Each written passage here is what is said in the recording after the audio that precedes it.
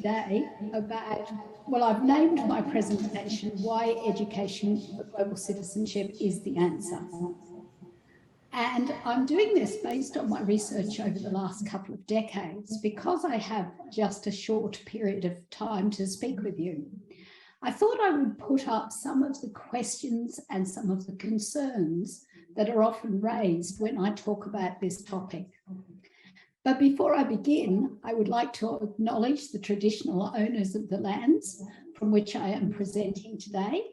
I'm normally in Bundaberg, Queensland, on the lands of the Tarrabalang and Bunda people, but I am today on the clans of the Stony Creek Nations people here in Tasmania as I visit my parents here.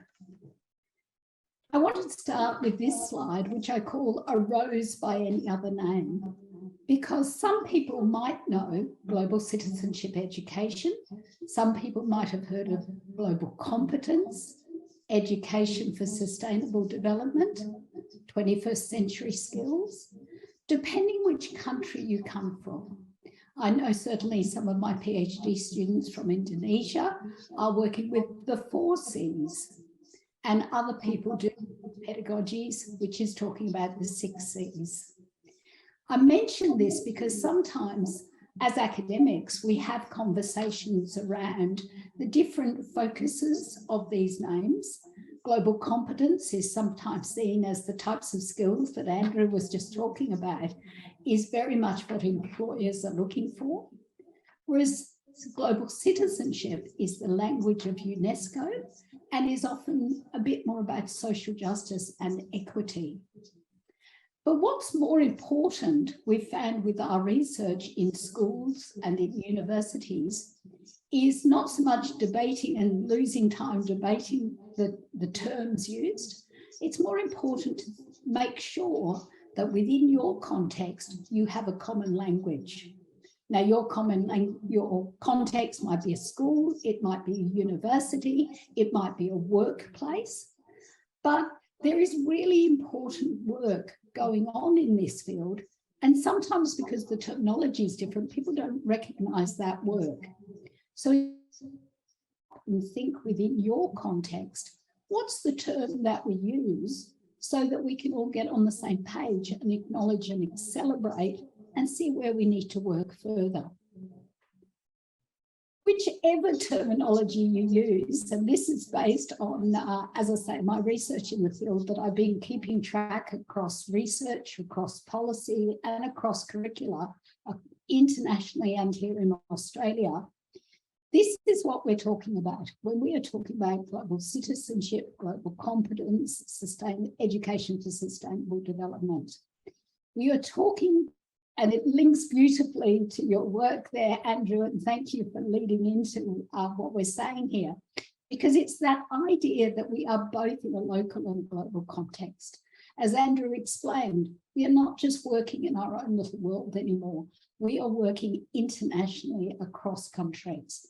And what employers are looking for and the skills that we need to achieve the sustainable development goals, many of the other wicked problems that we are facing, is that we need to have that global mindedness. We need to realize whether we're living in my little country town of Bundaberg or a major city like Ho Chi Minh City, that these are the same skills and knowledges that you need.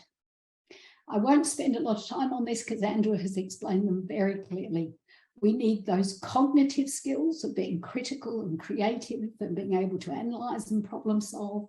But increasingly, what we need is these, what used to be called the soft skills, that cross-cultural communication, self-knowledge and awareness, adaptability, being able to be empathetic and resolve conflicts. And more than that, we need the values and attitudes that sit behind them. So we need to appreciate diversity, not see it as a threat. We need to take responsibility for our actions. We need to understand democratic principles and the ability to work for the common good. And a really important one, I think, for young people is to realize that you can make a difference. And we have wonderful examples all around the world of heroes like Malala and many others who, one person that's just made a key difference to the world. Greta Thunberg is another one that comes to mind in the climate change sustainability field. So it's really, really important that you know that you can make a difference. One voice can lead to many, many voices. Greta Thunberg was one voice, and suddenly it was a huge international movement. So one of the things I get asked is, well, isn't global citizenship, global competence just another fad? In universities, in schools, we see new curriculum come and go.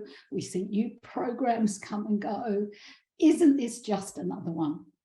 Well, the short answer is no. As Andrew has so eloquently pointed out, the world is changing. We are going to have multiple careers. We are going to have multiple jobs. And so we know, and the international organizations such as the UN know, that what we need to move forward is not knowing the facts and dates and times. Yes, we need to know them along the way, but we can look them up. We have in the palm of our hand that thing called Google or whatever search engine you use, and we can look it up. What we need to be able to know is that the right information? Who's writing it? How's it going to change?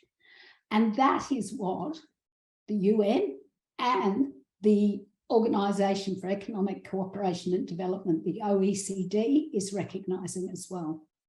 And we know this because Target 4.7 of the Sustainable Development Goals specifically talks about the knowledge and skills we're talking about here today. And you may be aware of the program of international student assessment, which happens every few years right across the countries, testing 15-year-olds. Once upon a time, the OECD tested literacy, numeracy, and science. Now, in 2018, they've added global competence to that list. And this year, they're specifically testing creativity, which again links back to what Andrew was saying. That is what sets us apart from those program robots. That's what enables us to create those robots in the first place.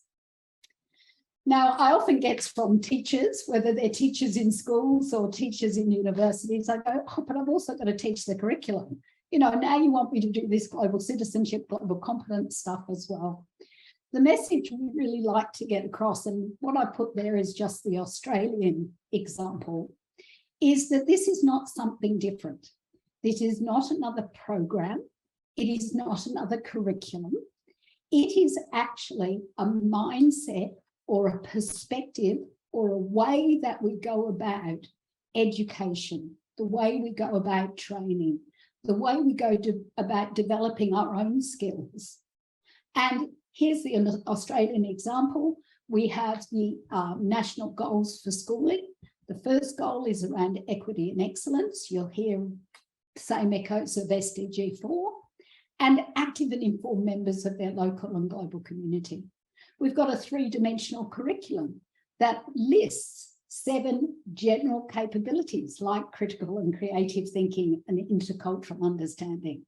And here, where I work normally in Queensland, we actually have developed a global competence framework that's just been launched. Now, that's just an Australian example. As I mentioned, written into the education policy and curricula in Indonesia is the 4 Cs. In Pakistan, the language of global citizenship and global competence is coming into play. And as Andrew mentioned, Singapore is moving from a formulaic to a creativity focus. So it's not another framework. It's not just another program. For some of you in education, you might recognize things like the art and science of teaching or new pedagogies for deep learning. All of these are programs that align beautifully with educating people for global citizenship. So you don't have to be doing a specific thing. You just need to be identifying and making overt the skills and not just the content knowledge that we're talking about. Another one I often hear at university, at school level, and in the workplace from employers is, oh, but what we really need is literacy and numeracy. We need to improve literacy and numeracy. And we really need to get out of the headset that says, well, it's either global citizenship or literacy and numeracy. It's not that simple. We know that back to basics approaches here in Australia, our NAPLAN, which is our testing for literacy and numeracy, has not improved by taking that approach. It is not improved over the last decade we've been measuring it. Where it does improve, and I have a key example of one of the schools I'm working with at the moment, they went, no, let's concentrate on global citizenship. Let's look at real world examples. And in looking at real world examples, let's look at the numeracy and literacy that sits within those real world examples. And we've actually been creating some curriculum units, and everyone says, oh, but you can't do global citizenship in maths. So to make a point, we created exactly the same maths unit with the same outcomes, but one is focused on sustainability and the other version is focused on intercultural understanding. And yet somehow we still managed to teach percentages and ratios within those environments. And we know, I'm not a literacy or numeracy expert, but they tell me time and time again, you need to teach it in context, otherwise it doesn't stick. This is a very quick overview, I understand, and I am flicking through a lot of things, so I will give my email address at the end if you want to ask me any specific questions to your area. And I need not talk to this slide because Andrew has already covered it very articulately. We are living in a world where we are going to have multiple careers, and the main things that when they review applications, when they review job ads, here's what they're looking for. Now, nowhere there does it say they need to know what date this happened. That's not. It doesn't even say they need to have a degree from this particular university. They say, you know, some particular positions need a degree. And then once they've got that degree, they go, well, that's the baseline. Now let's look what you've done over the top of that. What can you show me in collaboration? What can you show me in teamwork? Have you had in any intercultural experiences? And that's what the CEO and the employers are looking for. The other thing I often hear is, what about student well-being? Because, you know we already had issues with well-being and mental health across the world prior to the pandemic, and it has been made substantially worse. Here's focusing on global citizenship or global competence helps with that. At a conference last year, the Comparative Education Conference internationally, they actually linked the two things together, global citizenship and student well-being. And my colleague and I were invited to speak. So we mapped education for global competence to the OECD's well-being report. And guess what? We could tick nearly every box because it looks at the whole person. And it makes the why explicit. So often students feel disconnected to the university work, or even employees feel disconnected because they don't know why they're doing it. Well, by having a global mindedness, a global competence, they understand where it fits. And that's really important. The other thing, and as again, whether it's school or university or in the workplace, it offers opportunities for active engagement with a range of community members. And that's really important too. It gives purpose, it enhances that curiosity and creativity, it develops empathy and trust. And all importantly, when it comes to mental health, we know one of the key areas around depression and unfortunately suicide ideation is that disconnection. And one of the things in that terrible moment that keeps the young people with us is a sense of belonging. And global competence, global citizenship does that too. It gives them a sense of belonging to their local and global community. And the other one that gets mentioned is, what about teacher wellbeing? Well, the teachers we've been working closely with 22 schools, formulating our own global competence framework in Queensland. And the teachers were telling us it gave back meaning to their work. And the work that I did in Europe with some teacher educators said similar. This is the work that we want to do. This is the work that makes our jobs meaningful. So it actually enhances our satisfaction. But in order for it to be successful, we can't expect lecturers, we can't expect employers, we can't expect teachers to suddenly know how to do this. We do need leadership support, we do need professional learning, and we do need permission from the people in charge to take a risk and to experiment, because we need to teach and learn in new ways. In fact, some people in that field talk about unlearning things. There's actually things we need to unlearn, because they are the things that were back in those 60s that Andrews was talking about, where the skills and knowledges needed were so very different. So how does this fit in my context? Now, I've got school there because I work predominantly with schools, but it could be a university, it could be a workplace, it could be a vet setting. Some of the ways you can look at it, instead of thinking of it as another curriculum or another program, is you can think about it as an umbrella. This is one of my schools talks about, this is the umbrella that holds it all together, that encompasses it. Another school I work with, they had so many programs, they were exhausted. So they decided that global citizenship was the foundation, and then they worked from that knowledge, skills, values, and attitudes foundations, and they built their programs up from there. I must admit, my own analogy is those set of glasses. That's the set of glasses through which I see the world. They're the glasses through which I see my work, through which I develop my curriculum, through which I engage with colleagues across the world. So I think whichever of those analogies work for you, I think it's really important to remember that global citizenship is a mindset. It's not a program, it's not a curriculum, it's a mindset, it's a way in which we approach the world, and it's a really, really important one.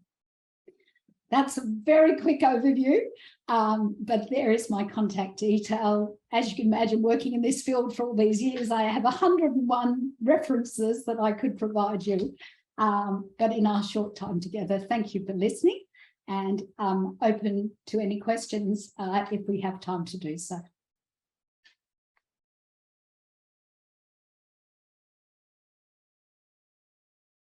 Session. Again, we would like to say thanks to Dr. Karena for her such informative speech. Our afternoon session will start at 1 p.m.